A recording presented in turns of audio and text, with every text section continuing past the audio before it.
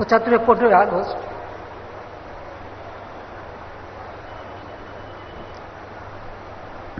আমার ছোট বোন আমি বিদেশে ছিলাম। যেদিন শুনলাম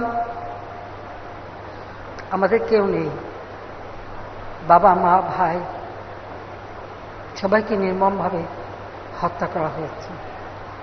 আমার মা বেগম ফজিলাতুন্নেসা, আমার ছোট 3 ভাই, মুক্তিযোদ্ধা ক্যাপ্টেন শেখ কামাল, মুক্তিযোদ্ধা লেফটেন্যান্ট শেখ জামাল। আমার ছোট্ট ভাইটি বয়স মাত্র 10 বছর, রাসেল। সেই শিশুটিও রেহাই পায়নি। কামাল জামালের নবপরিণীত বধূ সুলতানা এবং পারভিন জামাল বলছেন, মাত্র কিছুদিন আগেই তাদের বিয়ে হয়। তাদের হাতে মেহেদির রং তখনও মোছেনি, কিন্তু তাদের বুকের রক্তে সেই মেহেদির রং ঢেকে যায়। আমার একমাত্র চাচা, তিনি পঙ্গু ছিলেন, মুক্তিযোদ্ধা ছিলেন, তাকেও খুনিরা রেহাই দেয়নি।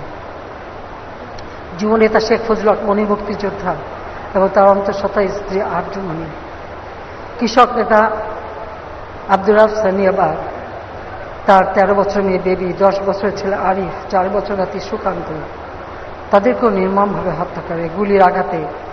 আমার ফুপু পঙ্গু ছিল, আমার 2 ফুফাতো বোন গুলিতে আহত ছিল, ফুফাতো ভাই গুলিতে আহত ছিল। আব্দুর রাউফ সানিয়াবাগ তিনিও একজন মুক্তিযোদ্ধা সংগঠক ছিলেন। এইভাবে 15 আগস্ট সমস্ত আপন জনকে হারায়।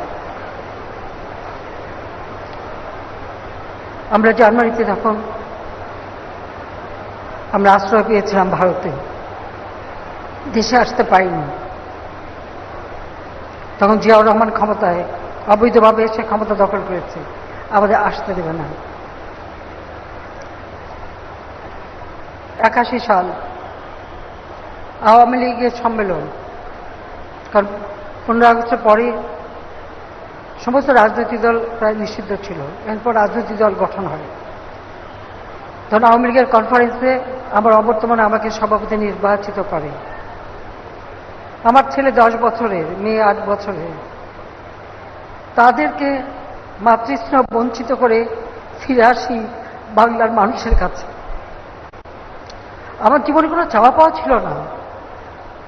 আমার একটাই লক্ষ্য ছিল যে এদেশের মানুষের ভাগ্য পরিবর্তন করতেই হবে, মানুষকে সুখী সমৃদ্ধ জীবন উপহার দিতে হবে।